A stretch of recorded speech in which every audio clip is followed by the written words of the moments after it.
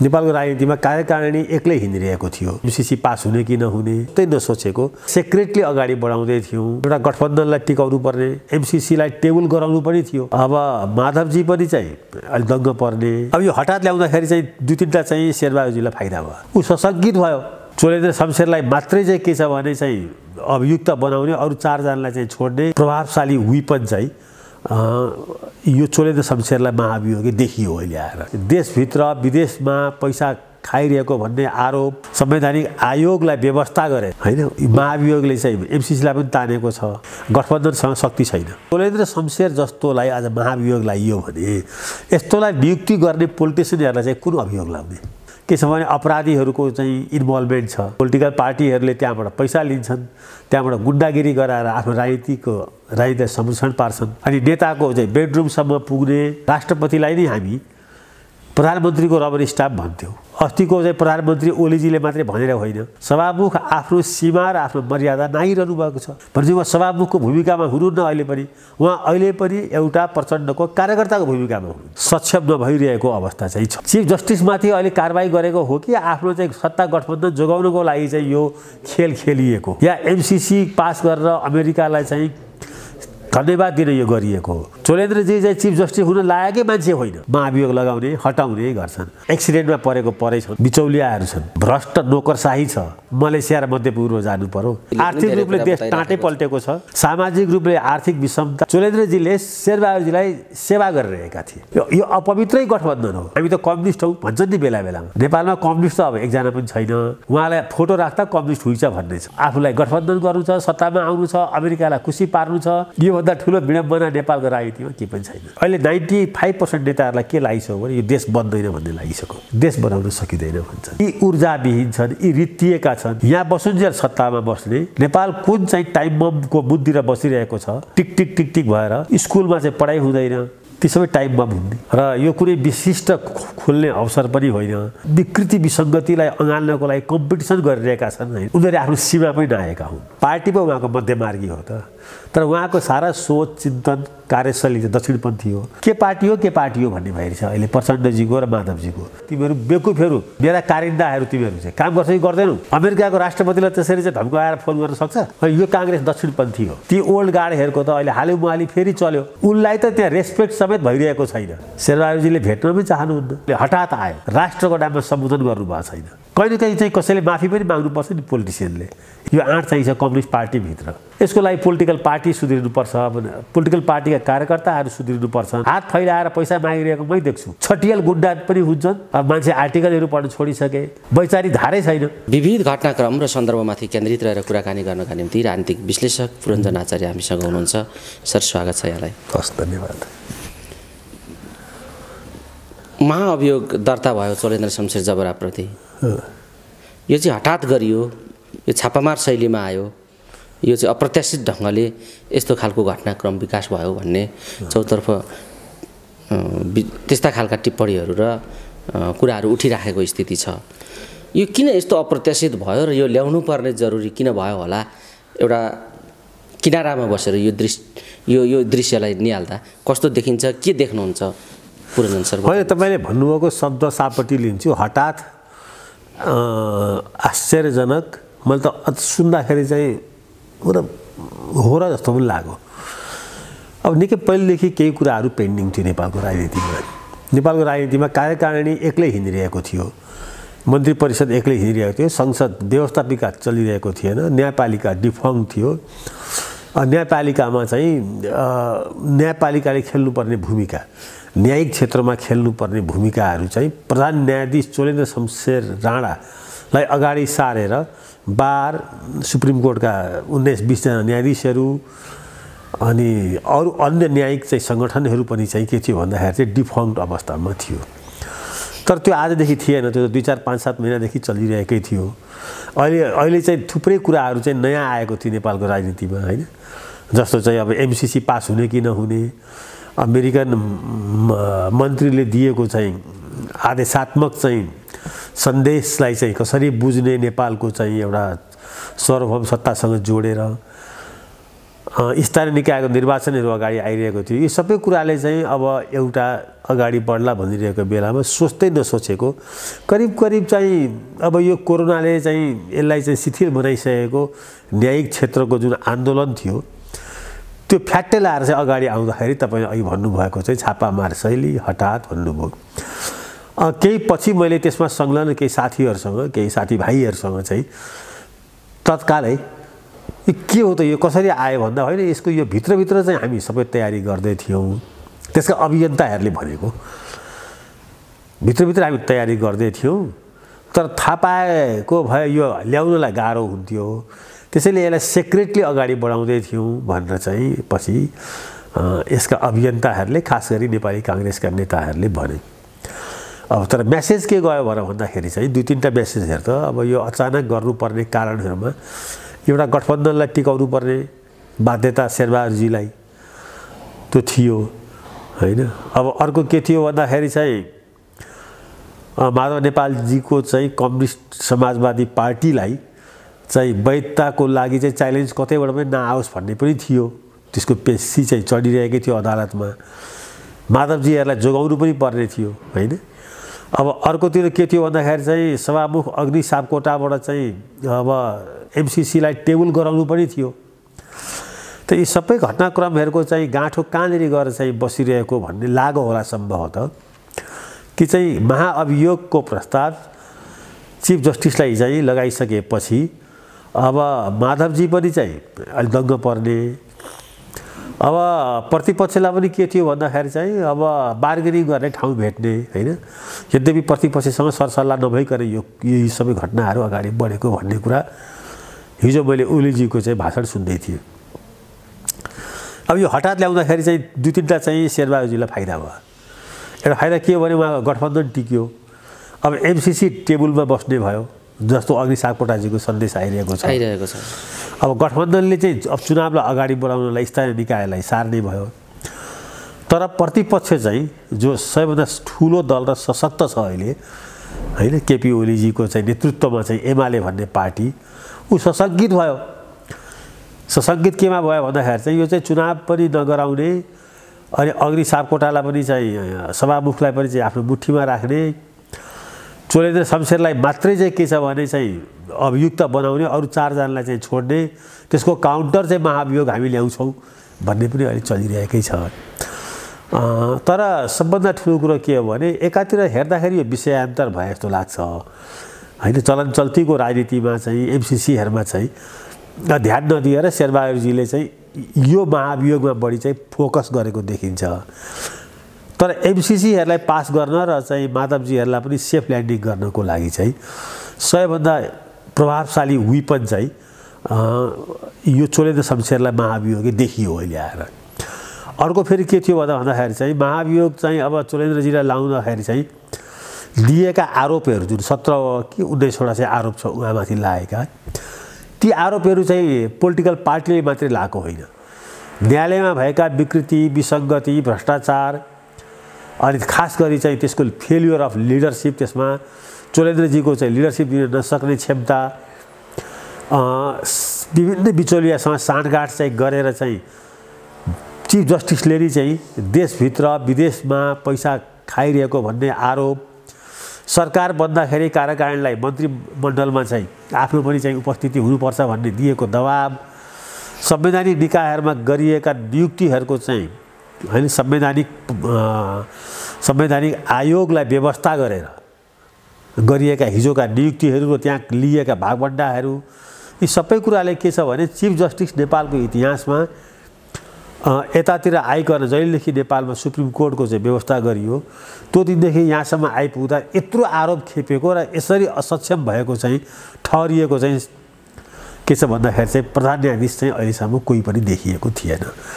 विषयान्तरले फेरि विषयलाई तानेको पनि छ होइन। महाभियोगले चाहिँ एमसीसीलाई पनि तानेको छ धेरै कुरालाई तानेको छ।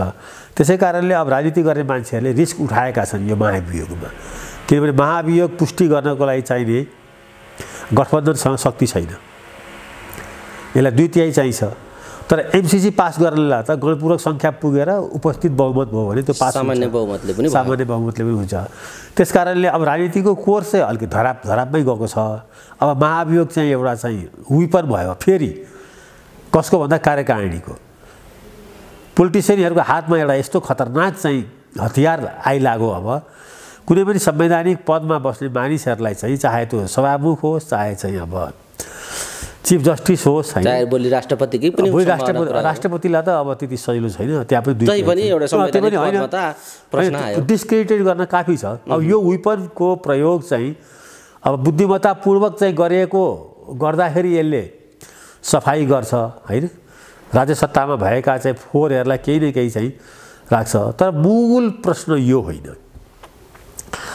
मूल प्रश्न चाहिँ मैले चाहिँ देखेको के भने चोलेन्द्र शमशेर जस्तोलाई आज महाभियोग लाइयो भने यस्तोलाई नियुक्ति गर्ने पोलिटिसियनहरूलाई चाहिँ कुन अभियोग लाउने को हो त्यो जसले चोलेन्द्र शमशेर जस्तोको लागि अहिले राजनीतिमा यसै पनि धेरै चाहिँ के छ भने अपराधीहरूको चाहिँ इन्भल्भमेन्ट छ। पोलिटिकल पार्टीहरूले त्यहाँबाट पैसा लिन्छन्, त्यहाँबाट गुन्डागिरी गराएर आफ्नो राजनीतिलाई संरक्षण पार्छन्। त नेपालको राजनीति चाहिँ पहिला भ्रष्टाचारीहरूको हालिमुहाली थियो। अहिले अपराधीहरूको चाहिँ यो चाहिँ एकदम ऊ भएको छ। के छ भन्दाखेरि चाहिँ हेभेन भएको छ, स्वर्गस्थल भन्छ नि। कुनै अपराधी या व्यापारी, कुनै डन, कुनै 2 नम्बरी तस्करी बिचौलियाहरूलाई आफूलाई चोख्याउनु छ भने राजनीतिक पार्टी महाधिवेशनमा जाने, केन्द्रीय सदस्यमा उठ्ने हैन, अनि नेताको चाहिँ बेडरुमसम्म पुग्ने र राजनीति गर्ने एउटा नैतिकवान पक्ष भएका मानिसहरूलाई राजनीतिबाट विस्थापित गर्ने। अहिले यो नेपालको राजनीतिको चाहिँ एउटा सबभन्दा ठुलो एउटा प्रक्रिया चलिरहेको छ। त्यसै कारणले मलाई चोलेन्द्र शमशेरलाई महाभियोग लाग्यो भनेर म कुनै किसिमको हठात भए पनि जे भए पनि यस्तो चोलेन्द्र शमशेर नेपालको राज्य सत्तामा नेपालको राजनीतिक दलहरूले निर्णय गरेर पुगाएका थुप्रो छन् हैन। हिजो अस्तिसम्म चाहिँ के छ भन्दाखेरि चाहिँ राष्ट्रपतिलाई नै हामी प्रधानमन्त्रीको रबर स्टाफ भन्थ्यौँ हैन। प्रधानमन्त्रीको सचिवालयको सचिव जस्तो काम उहाँले गर्नुभएको थियो।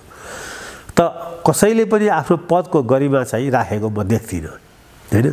यसमा राष्ट्रपतिबाट सुरु गरौँ, उहाँले अनेकौँ आरोप खेप्नुभयो र उहाँले आरोप खेप्ने काम पनि गर्नुभयो। एक अहिले सभामुखले गरिरहेको काम त्यो अस्तिको चाहिँ प्रधानमन्त्री ओलीजीले मात्रै भनेर होइन, म पनि आखिरमा हामी राजनीतिको कख बुझ्ने मान्छेको लागि सभामुख आफ्नो सीमा र आफ्नो मर्यादा नागिरहनु भएको छ केही कालदेखि। अब अहिले उहाँको चाहिँ बोसले प्रचण्डजीले होइन अब चाहिँ यो एमसीसी टेबल गर भन्ने बित्तिकै उहाँ चाहिँ टेबल गर्न तयार हुनुभयो होला भनेपछि उहाँ सभामुखको भूमिकामा हुनुहुन्न। उहाँ अहिले पनि एउटा प्रचण्डको कार्यकर्ताको भूमिकामा हुनुहुन्छ। जसरी हिजो राष्ट्रपति चाहिँ केपी ओलीजीको कार्यकर्ताको भूमिकामा बस्नुभयो हैन। अब शेरबहादुरजीले पनि अब आफ्नो चाहिँ सांसदहरूलाई सबै कुरा ट्रान्सपरेन्ट गरेर सभामुख चिफ जस्टिसमाथि महाभियोग लगाउँदाखेरि यसबाट भविष्यमा आउन सक्ने संवैधानिक सङ्कट, राजनीतिक प्रणालीमा आउने सङ्कटहरूको बारेमा सबैलाई चाहिँ सतर्क गराउनु भएको छ कि छैन। अब भोलि यही कुरा अरूले गर्दाखेरि चाहिँ उहाँले विरोध गर्न सोच्दैन। जस्तो अहिले अब केपी ओलीजीले 4 जना माथि महाभियोग लगाउँछु भनेर सिग्नेचर गर्दै हुनुहुन्छ हैन, 5 जनाले गर्न मानेनन् भन्ने पनि आछ। अब यो छुट त भयो नि सबैलाई। त्यसै कारणले हामी सबै जो यो संविधान निर्माणमा चाहिँ लागेर अगाडि बढे, 2 पटकको संविधान सभाको चुनाव भयो, यो संविधान निर्माण भयो, यो संविधानको गरिमा र चाहिँ यो संविधानले देखाएको मूल्य पद्धतिको रक्षा गर्न चाहिँ के छ भन्दाखेरि राजनीतिक दलहरू चाहिँ सक्षम नभइरहेको अवस्था चाहिँ छ। म यहाँ यो भनिरहँदाखेरि चाहिँ चिफ जस्टिस चाहिँ लाई धेरै ढिलो भयो यो चाहिँ कारबाही गर्नको लागि हैन। चिफ जस्टिसमाथि अहिले कारबाही गरेको हो कि आफ्नो चाहिँ सत्ता गठबन्धन जोगाउनको लागि चाहिँ यो खेल खेलिएको हो, या एमसीसी पास गरेर अमेरिकालाई चाहिँ धन्यवाद दिन यो गरिएको हो। चिफ जस्टिसमाथि नै महाभियोग लगाउनु थियो भने 2 महिना 3 महिना अगाडि किन हेरेर बस्यो? जतिखेर आवाज पनि उठिराखेको थियो, जतिखेर जबरजस्त आवाज उठिरहेको थियो, लगाउनु पनि पर्थ्यो जस्तो उहाँको भूमिका थियो। चिफ जस्टिस मैले अघि पनि भने चोलेन्द्रजी चाहिँ चिफ जस्टिस हुन लायकै मान्छे होइन, त्यसमा कुनै शङ्का छैन। तर त्यस्तो लायकै नभएको मानिसहरूलाई पनि ल्याएर चिफ जस्टिस बनाउने मानिसहरूलाई पनि त कारबाही हुनु पर्यो नि। नेपाली जनता कहाँबाट कोबाट पीडित छन् भने यस्तै चाहिँ विभिन्न संवैधानिक निकायमा हैन विभिन्न चाहिँ नियुक्तिहरूमा चाहिँ योग्य सक्षम मान्छे होइन आफ्नो मान्छे त्यो पनि पैसा लिएर या आफ्नो नाता पर्ने भयो भने ल राखिहाल्छन्। अनि आफूलाई अलिकति अप्ठ्यारो पर्यो भने अब अहिले यस्तै महाभियोग लगाउने हटाउने गर्छन्। त त्यसकारणले सबै कुराहरूको विकृति विसङ्गतिको जड चिफ जस्टिसमा म खोज्दिनँ। म पोलिटिकल पार्टी यसका नेताहरू यसको सङ्गठन चलाउने पद्धति र पोलिटिक्समा भइरहेको खर्चिलो भड्किलो निर्वाचन पद्धतिहरू यहाँनिर चाहिँ के छ भन्दाखेरि चाहिँ चोलेन्द्रहरूको जस्तोको उदय हुने राजमार्ग खुल्दछ। यो जुन राजमार्ग छ यस्तै राजमार्गलाई राजनीतिक एजेन्डा बनाउने परिपाटी पनि छ। यो राजमार्ग नै सबैभन्दा उत्तम हो। सुरक्षित यात्राको लागि बस गुडाउने राम्रो सवारी हिँडाउने चाहिँ उपयुक्त राजमार्गै यस्तो हो राजनीतिको र यस्तो चाहिन्छ यसलाई बचाइराख्नुपर्छ भन्ने खालको परिपाटी र प्रवृत्तिभित्र मौलाएको राजनीति छ हाम्रो र यसैलाई राजनीतिक एजेन्डा यही राजमार्गमा यात्रा तय गरिराखेको छ नेकपा एमाले। खाली पेपरमा हस्ताक्षर भएको छ। यो खतरनाक कुरा छ भनेर मान्छेहरू भनिरहेछन्। एउटा वैचारिक र राजनीतिक गम्भीर प्रश्न हो खाली पेपरको हस्ताक्षर र यो एमाले यसलाई राजनीतिक मुद्दा बनायो भने भोलि 4 गतेको बैठकलाई नराम्रोसँग पिरोल्नेवाला छ यस्तो पनि भनिरहेका छन् मान्छेहरू। अब यो राजनीतिक मुद्दा भयो के भन्नुहुन्छ? अनि स्वाभाविक हो। हेर्नुहोस् तपाईँले भन्नुभएको जस्तो मैले अघि भने एउटा राजमार्ग यहाँ बनिरहेको छ। त्यो राजमार्गमा बस्ने पेसेन्जरहरू चाहिँ नेपालीहरू चाहिँ एक्सिडेन्टमा परेछन्। यो राजमार्गलाईमा चाहिँ बस गुडाउनेहरू जो छन् स्टियरिङ समातेका शेरबहादुर केपी ओलीजी या माओवादी नेताहरू यिनीहरूले आफ्नो लागि निहित स्वार्थको लागि यो राजमार्ग बनाए। यो राजमार्गमा को बसेको छ यिनीहरूसँग प्यासेन्जर भएर भन्दा मैले अघि भने गुन्डाहरू छन्, बिचौलियाहरू छन्, भ्रष्ट नोकरशाही छ, भ्रष्ट सुरक्षा निकाय छ, जो भ्रष्ट छन् हैन। यिनीहरूले के छ भन्दाखेरि चाहिँ आफ्नो पदोन्नतिको लागि आफ्नो पदको लागि पैसाको लागि जे गर्नुपर्ने हो त्यो नेताको पछाडि बसेर त्यो राजमार्गमा चल्ने गुड्ने बसमा गुडिरहेका छन्। छुटिरहेको छ को त? छुटिरहेको नेपालको समृद्धि छुटिरहेको छ, नेपाली जनताको भविष्य छुटिरहेको छ, नेपालका युवाहरू यसमा छुटिरहेका छन्। त्यो बस चढ्न मानेनन् र मलेसिया र मध्यपूर्व जानु पर्यो। बिग्रिरहेका पनि तिनीहरू नै छन्। अहिले पार्टीमा कहीँ पनि वैचारिक चाहिँ मन्थन के गर्नुहुन्छ के गर्नु हुँदैन, पार्टीहरूभित्र चाहिँ नैतिक डिबेटहरूका कुराहरू मोरल भ्यालुजका कुराहरू कहीँ पनि छैन। पार्टीभित्र नेतालाई के लाग्छ भने त्यो एउटा चाहिँ डन छ, त्यो चाहिँ इटागिट्टीको चाहिँ सरदार हो, त्योसँग मसल पावर चाहिँ युज गर्न सक्ने 100-250 केटाहरू छन्। तिनीहरूलाई चाहिँ आफ्नो चाहिँ बसभित्र चढाउँछन् र त्यो राजमार्गमा दौडाएर पार्टी पनि कब्जा गर्छन्, देश पनि कब्जा गर्छन्। पार्टी सत्ता र राज्य सत्ताको कब्जामा अब जनताको भोट भन्दा, कार्यकर्ताको भोट भन्दा, पार्टीको मिसन भन्दा चाहिँ यस्तै किसिमका चाहिँ भ्रष्ट अनैतिक मानिसहरूको चाहिँ बोलबाला बढी भइरहेको छ। त्यो कुरा भन्नको लागि चाहिँ कुनै आइतबार सोमबार या चाहिँ कसैले आएर अध्ययन अनुसन्धान गर्नु पर्दैन।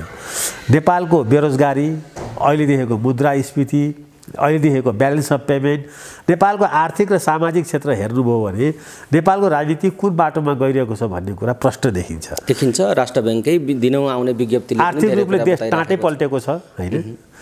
विकासपट्टि कसैको ध्यान छैन। त्यो विकास बजेटको खर्चै देखेर थाहा हुन्छ। सामाजिक रूपले आर्थिक विषमता र चाहिँ आर्थिक चाहिँ विचलनहरू प्रशस्तै देखिन्छ सामाजिक रूपले हैन। अब हुने खाने मान्छेहरू चाहिँ झन्झन चाहिँ लुटेर धनी भइरहेका छन्। नहुने मानिसहरू आफ्नो रगत पसिना बगाउनलाई मलेसिया, मध्यपूर्व, भारत हैन, सकेसम्म पाएदेखि इजरायल, साउथ अफ्रिका जाँदैछन्। जुन देशको युवा यो लेभलमा पलायन हुन्छ त्यो देश कहिले पनि बन्दैन। ठिक छ, तपाईँले यो टिप्पणी गर्दै गर्दाखेरि अहिले एउटा परिदृश्य जस्तो अर्को पङ्क्तिबाट पनि उठिराखेको छ। जसरी गठबन्धन टिकाउने, गठबन्धनलाई कायम राख्ने र नेपाली काङ्ग्रेसको ब्यानरमा, नेपाली काङ्ग्रेसको क्षेत्रमा, नेपाली काङ्ग्रेसको आयतनमा आफ्नो जीवन खोजिराख्ने जुन खालको अन्य भूमिकाहरू आइराखेका छन्, यसमा नराम्रोसँग शेरबहादुरजी र प्रचण्डजी जुवा खेलिरहेका छन् यही ब्यानरमा भन्ने खालको आलोचना पनि उठेको छ। त्यस्तो छ राजनीतिक परिस्थिति, जुवानीतिर गयो त विषय? अब हेर्नुहोस् यो के छ भने एउटा कुरा त नेपालको राजनीति र राजनीतिज्ञहरू सबैभन्दा बदनाम छ। यो प्रष्ट कुरा हो। त्यो मैले भनेको होइन, अध्ययन अनुसन्धानले सर्वे गर्ने अन्तर्राष्ट्रिय निकायका प्रतिष्ठित संस्थाहरूले नेपालमा भ्रष्टाचारको बारेमा अध्ययन अनुसन्धान गर्दा के भन्यो भने नेपालमा सबैभन्दा भ्रष्ट पोलिटिसियन भन्नु भने होइन। अब यो भनेको घनघोर जुवा हो। नेपालका पोलिटिसियनहरू चाहिँ नचेतिरहेको क्या। पटक पटक नेपालमा 7 सालमा क्रान्ति भयो, 17 सालमा गयो, 17 सालमा फेरि प्रतिगमन भयो, फेरि 47 सालमा आयो, फेरि चाहिँ 62-63मा गयो, फेरि गयो। यो पटक पटक चाहिँ नेपालमा चाहिँ राजनीतिक परिवर्तनहरू भइरहेका छन् होइन। त्यो परिवर्तनकारी शक्तिहरू चाहिँ राजनीतिक परिवर्तन गर्न त सफल भइरहेका छन्, तर मुलुकलाई रूपान्तरण गर्ने, समृद्धिको यात्रामा लिएर जाने, सफा राजमार्ग बनाउने। यो देशको विडम्बना कस्तो छ भने नेपालको भू राजनीतिमा पनि कूटनीतिमा पनि हरेक पार्टीहरूको आफ्नो आफ्नो ब्लक इन्ट्रेस्ट छ। हरेक पार्टीहरूको सायद संसारमा बिरलै यस्तो देश होला होइन। भारतमा देखिन्छ नि सुरक्षा सम्बन्धी कुरा आयो, कूटनीति सम्बन्धी कुरा आयो भने अधिकांश राजनीतिक पार्टीहरू एक ठाउँमा आउँछन्। अमेरिका जस्तो देशमा पनि आउँछन् होइन, जहाँ चाहिँ त्यस्तो रिपब्लिकन र डेमोक्रेटको छ। जापान कोरियाहरूको त कुरै भएन, वेस्टर्न युरोपियन कन्ट्रिजहरूको त झन् कुरै भएन। नेपाल एउटा यस्तो देश हो सबैसँग सबै कुरा छ, सबै कुरा। डिप्लोमेसी पनि हरेक इन्डिभिजुअलले आफ्नो छुट्टै चलाइदिन्छ। राष्ट्रिय सुरक्षाका कुरा पनि सबैले आफ्नो आफ्नो ढङ्गले देख्दछन्। यसको विडम्बना र यो यस्तो हुनुपर्ने कारण यही सबै कारणले गर्दा शेरबहादुरजीले अहिले अचानक देख्नुभयो। के देख्नुभयो भन्दाखेरि अघि तपाईँले भने जस्तो चाहिँ हठात के देख्नुभयो भने अब चाहिँ यसलाई हटाइदिन्छु भन्नुभयो चोलेन्द्रलाई। हिजोसम्म देख्नुभएको थिएन, जब एमसिसी धरापमा पऱ्यो अनि देख्नुभयो नि। त बेलैमा किन देखिँदैन भने बेलैमा चोलेन्द्रजीले शेरबहादुरजीलाई सेवा गरिरहेका थिए होइन। तर अब त्यो सेवाले पुगेन, त्यति बेवाले पुगेन। त्योभन्दा ठुलो कुरा आयो, यहाँ अमेरिकनहरूको कुरा आयो। यसै पनि चाहिँ शेरबहादुरजीलाई अमेरिकनहरूको चाहिँ धेरै मित्रवत चाहिँ एउटा व्यक्ति भनेर चिनिन्छ नेपालमा। त तपाईँले भन्नुभएको प्रचण्डजी र शेरबहादुरजी एउटा यस्तो अरबी घोडामा हुनुहुन्छ होइन, जो चाहिँ कहिले पनि एकै ठाउँमा मिल्न सक्ने सम्भावना देखिँदैन। तर अहिले किनभने ओलीजीको जुन ढङ्गको चाहिँ हिट थियो त्यसले गर्दा यी दुइटै एउटै घोडामाथि सवार भएका छन् होइन। यो घनघोर जुवा त हुँदै हो दुवैको लागि। यो अपवित्रै गठबन्धन हो। माओवादी र काङ्ग्रेस मिलेर सरकार बनाउने, गठबन्धन बनाउने भन्ने कुरा चाहिँ अस्वाभाविकै हो नि होइन। स्वाभाविक त के हो भने सबै कम्युनिस्टहरू एक ठाउँमा बस्छन्, काङ्ग्रेसको नेतृत्वमा सबै डेमोक्रेटिक फोर्सहरू एक ठाउँमा बस्छन्। जो सेन्टर टु राइट छ त्यो पनि त्यहाँ आउँछ, जो सेन्टर छ त्यो पनि त्यहाँ आउँछ। अहिलेको सरकार त के देखिन्छ भने सेन्टर टु एक्सट्रिम लेफ्ट पनि र मोडरेट लेफ्ट पनि माधवजीको र चाहिँ अब प्रचण्डजीको यी दुवै शक्तिहरूसँग शेरबहादुरजी बसेर सरकार चलाइरहनु भएको छ होइन। त्यसै कारणले यिनीहरूलाई चाहिँ एमसिसी पास गर्न गाह्रो भएछ नि। हामी त कम्युनिस्ट हौँ भन्छन् नि बेला बेलामा। नेपालमा कम्युनिस्ट त अब एकजना पनि छैन। तर अन्तर्राष्ट्रिय समुदायलाई चिनलाई ठग्नको लागि पनि प्रचण्डजी बेला बेला म कम्युनिस्टै हुँ भन्नुहुन्छ र आफ्नो चाहिँ घरमा आफूले इन्टरभ्यू दिँदाखेरि फोटो ती कम्युनिस्ट माउको, लेनिनको, मार्क्सको होइन, होचिमिनको फोटो राखेर उहाँलाई फोटो राख्दा कम्युनिस्ट हुन्छ भन्ने छ। कम्युनिस्टको एउटा क पनि अब उहाँसँग बाँकी छैन। आचरण छैन, सिद्धान्त छैन, विचार छैन, व्यवहार छैन, मूल्य पद्धति छैन, सङ्गठन त्यो खालको छैन। सबैभन्दा फास्ट चाहिँ नेपालको राजनीतिमा सबभन्दा चाँडो चाहिँ अपराधीकरण र चाहिँ भ्रष्टीकरण भएको पार्टी भनेको नेकपा माओवादी हो र यसको नेता हो होइन। प्रचण्डजीलाई आरोप त्यही लाग्ने गरेछ नि, तपाईँ यति महँगो घरमा कसरी बस्नुहुन्छ, यस्तो सुटेड बुटेड कसरी चाहिँ हुनुभयो, के काम गर्नुहुन्छ र कमाउनुहुन्छ, तपाईँको पार्टीको यत्रो मतलब चाहिँ हाइफाई किन छ होइन, सबै छ नि उहाँहरूमाथि आरोप त। अनि उहाँ अनि बेला बेला म अब गाउँमा जाउँ त भन्नुहुन्छ होइन। अब गाउँ जान उहाँले सक्नु पनि हुन्न। त्यस कारणले यी दुवै राजनीतिक पार्टीका दुवै नेताहरू, शेरबहादुरजी पनि नितान्त एउटा चाहिँ पृथक संसारमा, काङ्ग्रेसको मूल्य पद्धतिभन्दा बाहिरको संसारमा हुनुहुन्छ उहाँ पनि।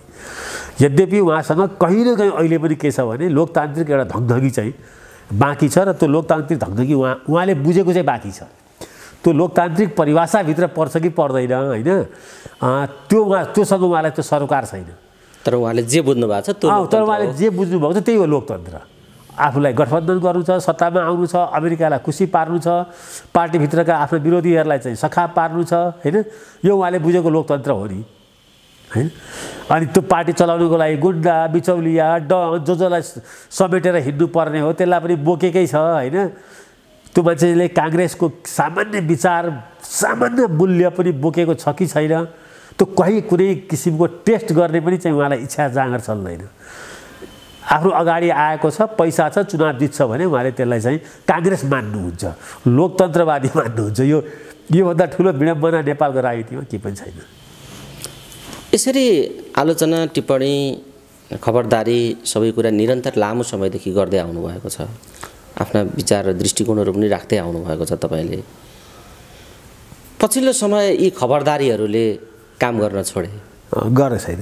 तपाईँका खबरदारीले, तपाईँ जस्ता बौद्धिक खबरदारीहरूले यो राज्यको राजनीतिक संयन्त्रलाई खबरदारी गर्न सकेन। एकदमै ठिक। कारण के हो भन्नुहोस् त?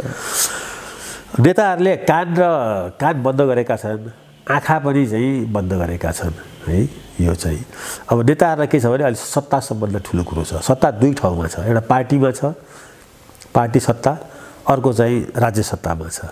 अब नेताहरूलाई के छ भने अब देश बनाउने कुरा थाहा छ उहाँमा। अब नेपालमा सबै नेताहरूलाई के लागेको छ भने अधिकांश नेताहरूलाई हेर्नुहोस्, म चिन्दछु व्यक्तिगत रूपमा, हिजोको दिनमा सबै त्यागी, निस्वार्थी, देश सेवकै थियो होला। अहिले 95% नेताहरूलाई के लागिसक्यो भने यो देश बन्दैन भन्ने लागिसक्यो। यसरी कोठाभित्र चाहिँ बसेर कुरा गर्दा यो देश बन्दैन, यहाँबाट जति सक्दो चाँडो हुन्छ आफ्नो केटाकेटी, परिवार, आफन्तहरूलाई चाहिँ विदेश पठाइहाल्ने, अमेरिका पठाउने कि युरोप पठाउने कि त्यो एमसिसी ल्याएर हुन्छ कि टिसिसी ल्याएर हुन्छ कि। अहिले नेपालमा चाहिँ नेपालको कुनै शैक्षिक संस्थामा कुनै नेताका सन्तान पढ्दैनन्, कोही तलैदेखिका पढ्दैनन्। यो एउटा दुईवटा, यहाँ अहिले दुईवटा नेपाल छ, होइन? अब भनेको किन सुन्दैनन् भने उनीहरूलाई अब नेपालसँग लगावै छैन। यताका दिनमा नेपालमा राजनीति गर्ने अपवाद बाहेक अधिकांश नेता तिनका आसेपासे, इभिन चाहिँ भनौँ न पोलिटिकल पार्टीका पनि नेताहरू, धेरैजना नेताहरूले चाहिँ निराशा के व्यक्त गर्छन् भने देश बनाउन सकिँदैन भन्छन्। यी ऊर्जाविहीन छन्, यी रित्तिएका छन्, यिनीमा चाहिँ देश बनाउँछु भन्ने अब कमिटमेन्ट नै बाँकी छैन। यहाँ बसुन्जेल सत्तामा बस्ने, यहाँ बसेको सत्ताले चाहिँ कसै गरी आफ्नो छोराछोरीहरूलाई चाहिँ युरोप अमेरिकामा व्यवस्थापन गर्ने। तपाईँ प्रधानमन्त्रीदेखि लिएर तलैसम्म जानुहोस् न, तपाईँ एकपल्ट यसको तपाईँहरूकै टेलिभिजनले पनि अध्ययन अनुसन्धान गर्नुहोस्, को कसरी अगाडि बढिरहेको छ भन्ने कुरा नेपालमा डरलाग्दो देखिन्छ। हेर्नुहोस्, नेपाल कुन चाहिँ टाइम बमको मुडतिर बसिरहेको छ, टिक टिक टिक टिक भएर, युवा बेरोजगारीको, होइन, सत्तामा पहुँच नहुनेहरूको, दुई किसिमको नेपालको। अब ग्रामीण नेपालमा जानुहोस्, अहिले खाद मल छैन भनेर कराइरहन्छन्, स्कुलमा चाहिँ पढाइ हुँदैन। यहाँ चाहिँ हामी चाहिँ आइटीको कुरा गर्छौँ, अनलाइन क्लासहरू कुरा गर्छौँ, वर्षौँ भइसक्यो चाहिँ गाउँघरका स्कुलहरू चाहिँ बन्द छन्। ती सबै टाइम बम हुने, ती युवाहरू यी टाइम बमको काउन्टडाउनमा छ नेपाल। पोलिटिकल सिस्टम, पोलिटिकल नेताहरू कुनै पनि बेला विस्फोट भएर आउँछ। अहिले त अलिकति चाहिँ क्रेडिबल नेता मात्रै नपाएको, एमसिसी टिसिसी के पनि चाहिँदैन। नेपालमा जुन ढङ्गले युवा बेरोजगारी छ, युवाहरूमाथि चाहिँ राज्यले गरेको चाहिँ व्यवहार छ, होइन, जुन ढङ्गले चाहिँ विकासको मोडल तयार पारिएको छ अहिले हामीले, होइन, यहाँ त पिचमाथि पिच थपिरहेको देखिन्छ नि काठमाडौँमा कतिपय ठाउँमा। त्यस कारणले यो कसैलाई छुँदैन। त्यसै कारणले हेर्नुहोस्, कसैलाई छुँदैन, सबैले कान र मुख थुनिसके, आँखा पनि बन्द गरिसके।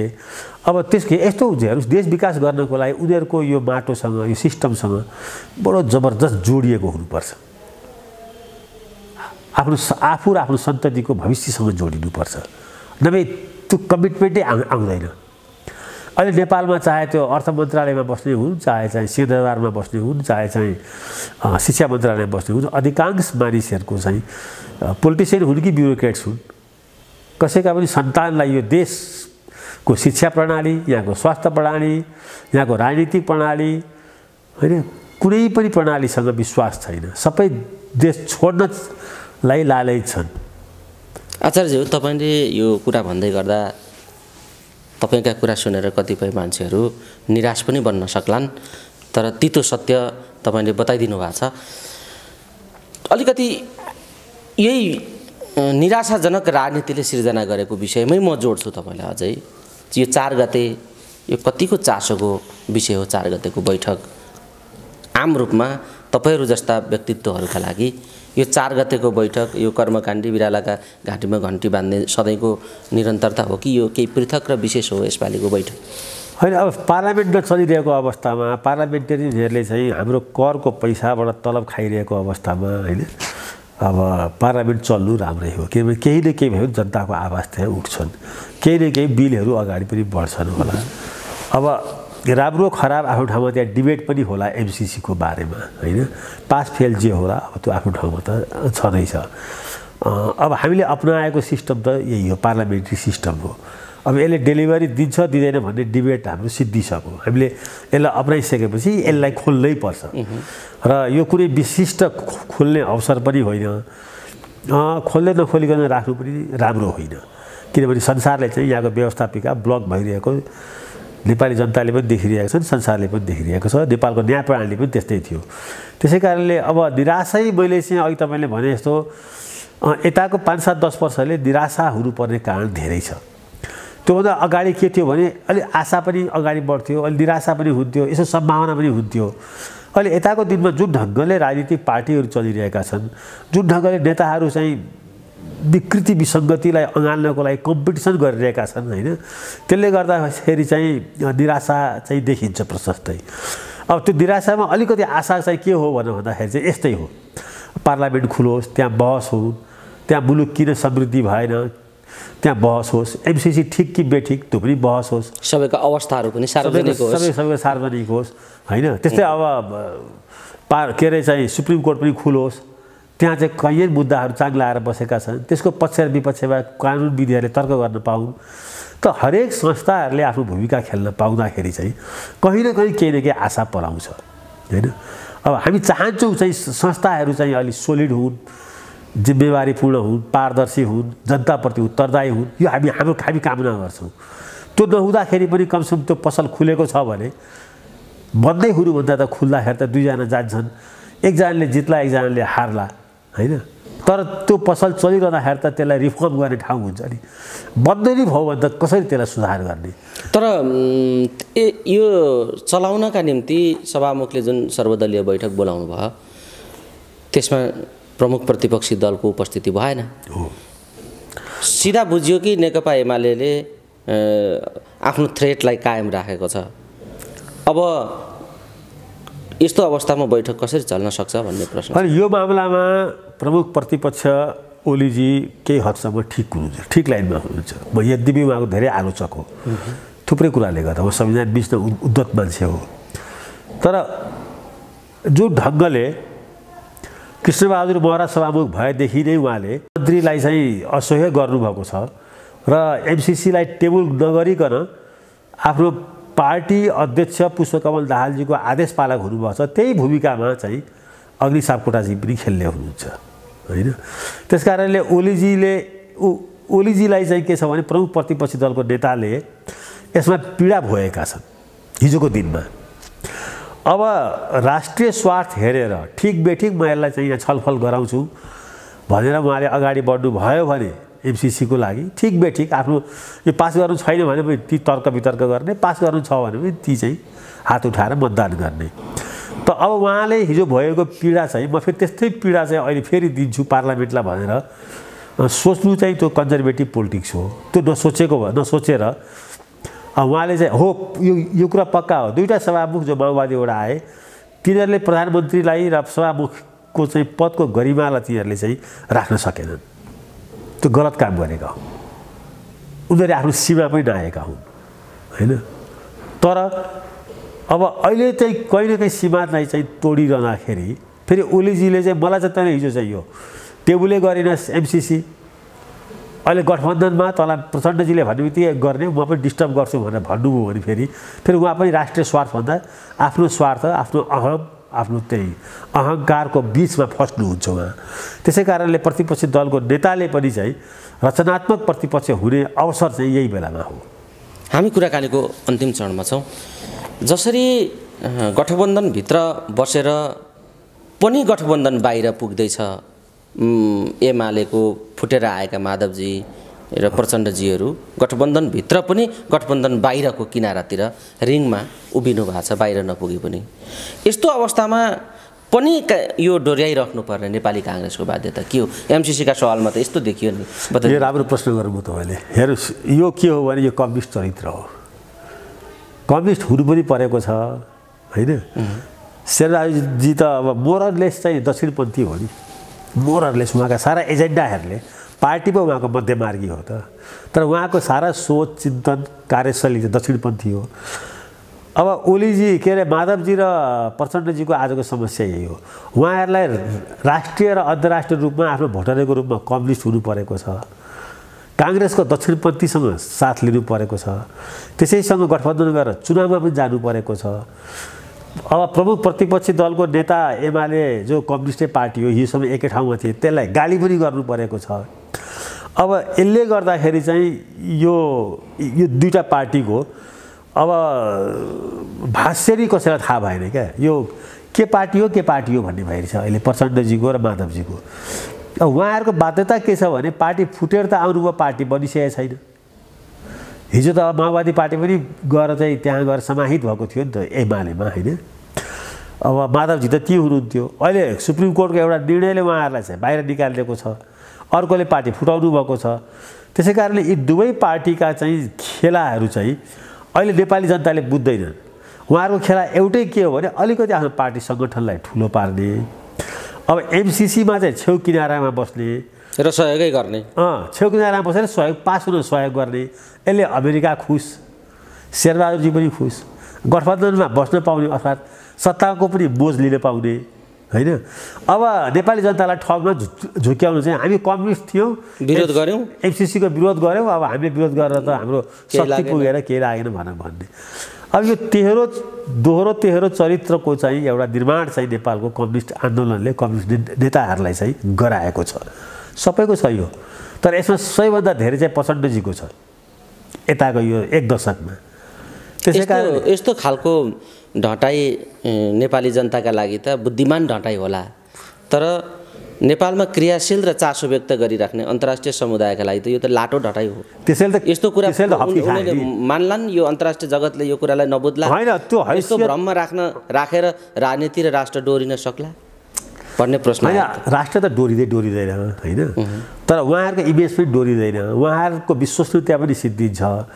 यही विडम्बनाले नेपालको प्रधानमन्त्री र नेपालको 2 पटक भइसकेको प्रधानमन्त्रीले लेखेको चिठी एमसिसीको एउटा कर्मचारीलाई होइन, त्यहाँको एउटा सहायक विदेश मन्त्रीको हैसियतको मान्छेले चिठी यिनीहरूले एमसिसीमा लेखे। त्यो चिठी तिमीहरूले अनुसार काम गर्छौ कि गर्दैनौ, तिमीहरू बेकुफहरू, मेरा कारिन्दाहरू तिमीहरू चाहिँ काम गर्छौ कि गर्दैनौ भने चाहिँ तिमीहरूलाई म गम्भीर आरोप लाउँछु भनेर धम्काएर चाहिँ एउटा यहाँको कुनै सहायक विदेश मन्त्रीले नेपालको अमेरिकाको राष्ट्रपतिलाई त्यसरी चाहिँ धम्काएर फोन गर्न सक्छ? कहाँ गयो त हाम्रो सार्वभौम सत्ता? आचार्यजी, यो रोचक विषय आयो। जस्तो तपाईँले जसरी राखिदिनु भयो र अहिले जे विद्यमान परिदृश्यमा नेपाली काङ्ग्रेस उभिएको छ, अन्य पार्टीहरूले के सन्देश दिइरहेका छन् भने हाम्रा पार्टीभित्र प्रतिपक्षी स्वर पनि छ है, पार्टीभित्र पनि पार्टी छ र पार्टीभित्र पनि प्रतिपक्षी स्वर छ, यस्ता कुराहरूलाई खबरदारी गर्छौँ भन्ने खालको। कति सक्छन् त्यो अर्कै कुरा हो, कति सत्य हो त्यो अर्कै विषय हो, पर्गेल नै बाँकी छ। त्यो आवाज कति सत्य हो भन्ने कुरा हेर्न बाँकी छ, कति पारदर्शी र इमान्दारीपूर्वक आएको छ भन्ने पनि बुझ्न भोलि अझै बाँकी छ। तर पनि आवाज दिएका छन् कि हामीभित्र पार्टी पनि छ, पार्टीभित्र पार्टी छ र पार्टीभित्र फरक पृथक र प्रतिपक्षी स्वर पनि छ भन्ने खालको जुन जीवन्तता उनीहरूले दिन खोजेका छन्, यस्तो खालको पाटो चाहिँ काङ्ग्रेसमा देखिँदैन। यो मेरो रहर त होइन, तर पनि काङ्ग्रेसमा त्यो देखिँदैन भनेपछि यो कस्तो खालको काङ्ग्रेस हो भन्ने पनि प्रश्न उठेको छ। यो काङ्ग्रेस दक्षिणपन्थी हो, सबै पङ्क्ति नै त्यही हो त होइन? अहिले यस्तो भने सायद यो यस्तो काङ्ग्रेस यो हुँदैन थियो होला, तर जुन ढङ्गले काङ्ग्रेसको 14औं महाधिवेशनबाट फेरि काङ्ग्रेस कार्यकर्ताहरूले कस्ता कार्यकर्ता हुन् के हुन् भन्ने कुरा चाहिँ त्यो बेग्लै फेरि छुट्टै चाहिँ एउटा बहसको विषय हुनसक्छ। तर 14औं महाधिवेशन भर्खर सिद्धिएको छ। अहिले पो म तपाईँको टेलिभिजनमा यतिको बोल्न थालेँ, मैले बोल्ने नैतिक अधिकार पनि थिएन नि। शेरबहादुरजीलाई त काङ्ग्रेस कार्यकर्ताहरूले पूर्ण बहुमत दिएर जिताएका छन् नि फेरि सभापतिमा। उसलाई जे गर्न पनि छुट दिएको छ हैन। काङ्ग्रेसभित्रको काङ्ग्रेस प्रतिपक्ष चाहिँ हारिरहेको अवस्था छ हैन। अब काङ्ग्रेसभित्रका हिजोको ओल्ड गार्डहरू जसले काङ्ग्रेसमाथि कब्जा गरेका छन् र काङ्ग्रेसको नेतालाई पनि कब्जा गरेका छन्, ती ओल्ड गार्डहरूको त अहिले हालैमुहाली फेरि चल्यो। काङ्ग्रेसभित्रको रूपान्तरण र हस्तान्तरणको प्रक्रिया त अहिले फेरि अलिकति भए पनि अलिक कमजोर शिथिल भयो नि 14औं महाधिवेशनमा। त्यसै कारणले अब काङ्ग्रेस पार्टीमा के छ भन्दाखेरि चाहिँ सभापतिलाई अहिले च्यालेन्ज गरौँ, भोलि स्थानीय निकायको टिकट पनि आफ्नो गुटको मान्छेले नपाउला, आफैले भोलि मेम्बर अफ पार्लियामेन्टको टिकट नपाउला, अझै पनि केन्द्रीय सदस्यमा चाहिँ शेखर कोइराला जसले 1853 मत ल्याए उनलाई त त्यहाँ रेस्पेक्ट समेत भइरहेको छैन हैन। पार्टी सभापतिले चाहिँ 60% ल्याएको हो भने त्यही भित्रको प्रतिपक्ष शेखर कोइरालाले 40-41% ल्याएको हो नि। त्यो अनुसारको व्यवहार छ त पार्टीमा छैन नि। शेरबहादुरजीले भेट्न पनि चाहनुहुन्न। हिजोकै चाहिँ के छ भने ओल्ड गार्डहरू जो चाहिँ अहिले चाहिँ पार्टीभित्र चाहिँ चुनाव पनि लड्दैनन् हैन, पार्टी महाधिवेशनमा भाग पनि लिँदैनन्, उनीहरूले नै कब्जा गरेका छन् मोटामोटी रूपमा। त्यसकारणले अहिले काङ्ग्रेस पार्टीभित्र चाहिँ प्रतिपक्ष पार्टी राजनीति गर्ने हो भने अहिले त्यहाँ काङ्ग्रेस पार्टीभित्र प्रतिपक्षले दह्रो रूपमा सङ्गठित रूपमा बोल्न सक्दैन नसके। यो पहिलोपल्ट हो काङ्ग्रेसको इतिहासमा। मैले थाहा पाइकन म आफै पनि काङ्ग्रेसमा झन्डै 4 दशकदेखि चाहिँ आफ्नो ढङ्गले लागेको सम्झना छ। 33-34 सालदेखि विश्वप्रसाद कोइरालालाई पनि चाहिँ के छ भने च्यालेन्ज गर्थे, यो गर्न हुन्छ कि हुँदैन भनेर। यो पहिलोपल्ट हो थुप्रै इस्युहरूमा नेपाली काङ्ग्रेसमा अहिले जो बाहिर आइरहेका छन्, कम्युनिस्टसँग मिलेर चुनाव लड्ने कि नलड्ने, एमसिसीमा किन यस्तो चाहिँ गर्ने, सुप्रिम कोर्टमा को चिफ जस्टिसलाई महाभियोग लगाइयो, यो ठिक कि बेठिक भनेर एकजना दुईजना मान्छे पनि खडा हुन किन सकिरहेको छैन भने अहिले शेरबहादुरजीले चाहिँ एउटा बहुमत ल्याएर चुनाव जित्नु भएको छ। काङ्ग्रेसभित्र अब विवेकको बोली बोल्ने मान्छेहरू धेरै कम भएका छन्।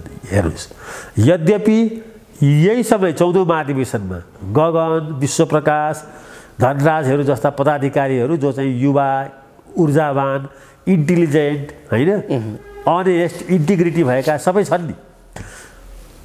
तर उनीहरूलाई पनि के छ भने अहिले सङ्गठित रूपमा काङ्ग्रेसभित्र भइरहेका कतिपय कुराहरू भनिरहेका होला, मलाई लाग्छ चाहिँ हैन, कहिलेकाहीँ मसँग भेट पनि हुन्छ, भनिरहेका पनि होलान्। तर उनीहरूसँग चाहिँ काङ्ग्रेसभित्र मुलुक रूपान्तरणको र सुधारको एजेन्डाहरू लिएर जानको लागि धेरै कम स्पेस छ। शेरबहादुरजीले चाहिँ दिएको स्पेसभित्र मात्रै उनीहरू खेल्न सक्छन्, मैले देखेको कुरा।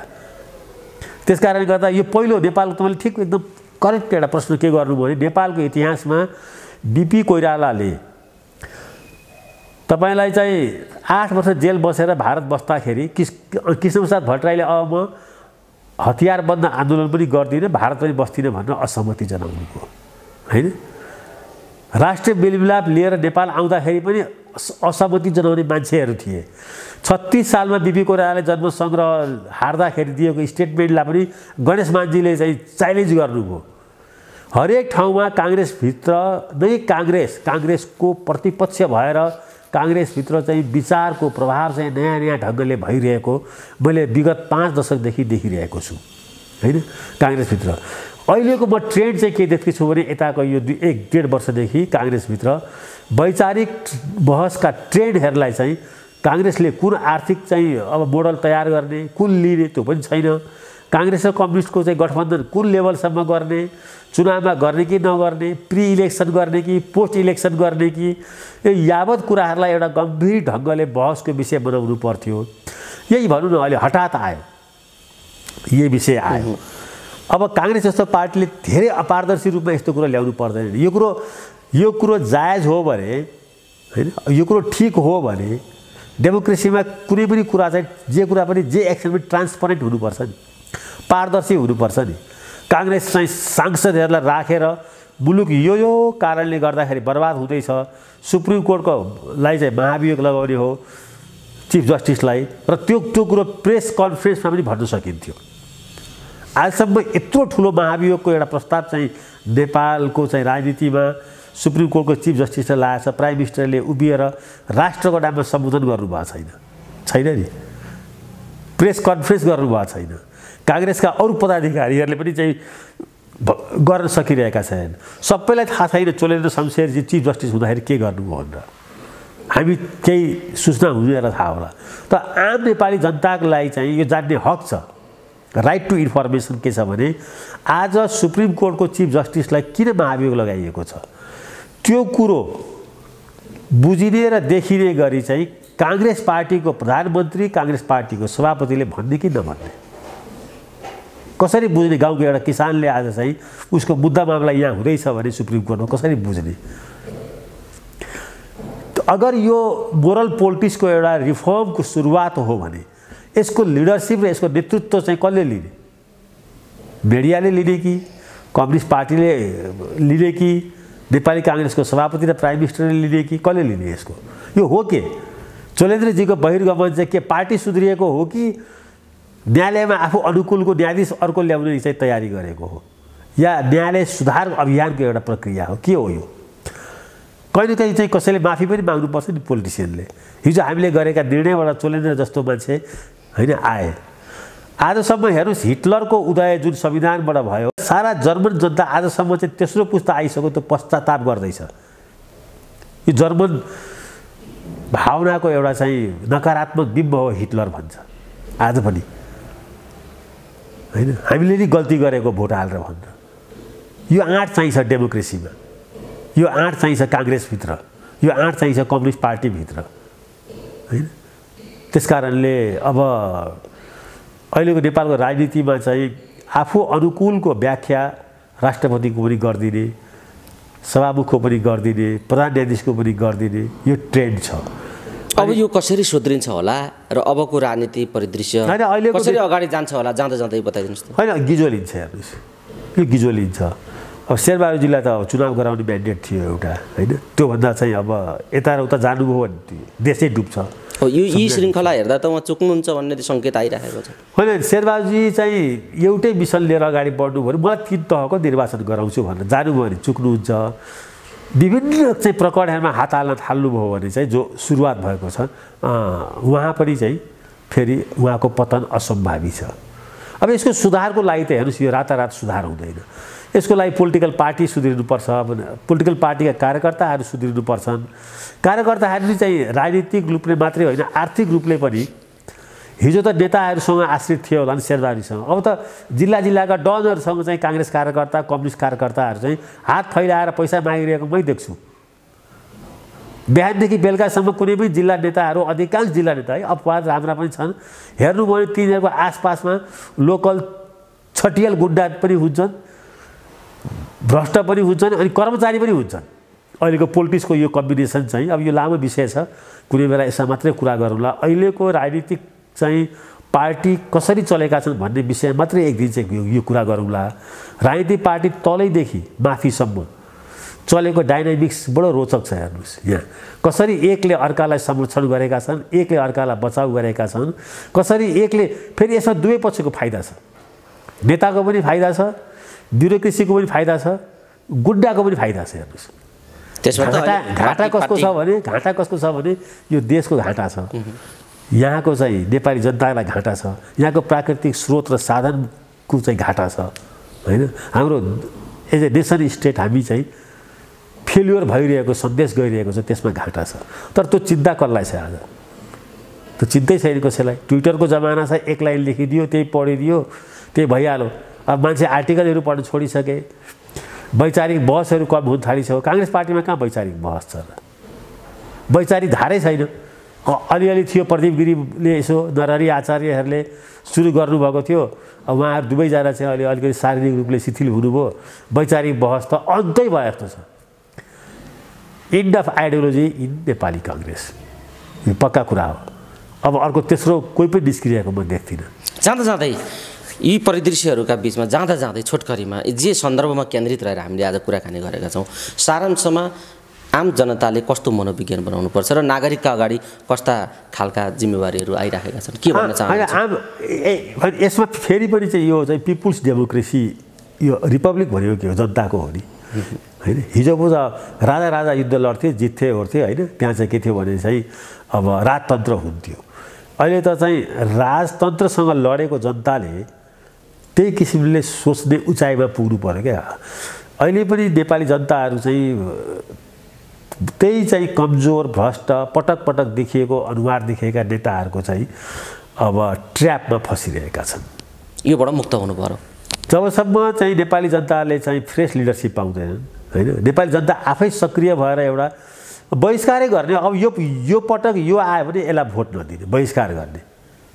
अब यसको यो मुलुकको सुधार चाहिँ पोलिटिकल पार्टीको डिसिजनबाट हुनेवाला छैन, पोलिटिकल पार्टीको लिडरसिपबाट पनि हुनेवाला छैन। नेपाली जनतालाई लाग्नु पर्यो हाम्रो ट्याक्सबाट। यहाँ त अर्को एउटा समस्या छ क्या, नेपाली जनतालाई एमसिसीबाट चाहिँ अमेरिकाबाट आएको पैसा चाहिन्छ चाहिँदैनमा डिबेट गर्छन्। आफ्नै चाहिँ ट्याक्स कति तिरिरहेका छन् नेपाली जनताले, अरबौँ खरबौँ त ट्याक्स त नेपाली जनता तिर्छन् नि।